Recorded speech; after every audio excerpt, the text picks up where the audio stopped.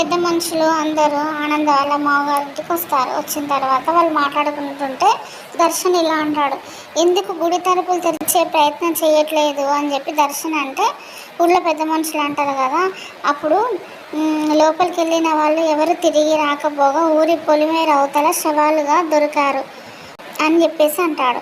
అప్పుడు శరణ్య అంటుంది కదా, గుడి అనేది ఒక పవిత్రమైన చోటు, ఇన్ని శవాల అయింది అంటే చాలా వింతగా ఉంది అని చెప్పేసి శరణ్య అంటుంది.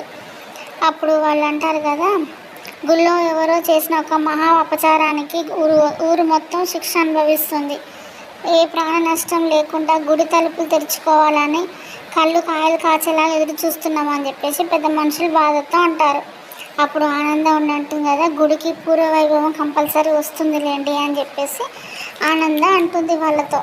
తర్వాత అనన్య కాంచన వాళ్ళిద్దరు మాట్లాడుకుంటారు. ఏంటంటే ఎలాగైనా సరే గుడిలో శరణ్యని అడుగు పెట్టేలాగా మనం చేయాలి అని చెప్పేసి వాళ్ళిద్దరు ప్లాన్ వేసుకుంటారు. తర్వాత ఒక ఇద్దరు పెద్ద మనుషులు ఇలా మాట్లాడతారు, గుడిలో ఏవో గుప్త నిధులు ఉన్నాయంట, ఏళ్ళకేళ్ళుగా లోపల వెతుకులాట జరుగుతుందంట అని చెప్పేసి వాళ్ళు మాట్లాడుకుంటా అంటారు. తర్వాత ఒకతను రహస్యంగా అంటాడు కదా, నిధులను నేనే సొంతం చేసుకోవడానికి ఈ పోరాటం ఆగదు, ఈ నిజం తెలుసుకున్న ఎవరు కూడా బతకరు అని చెప్పేసి అంటాడు.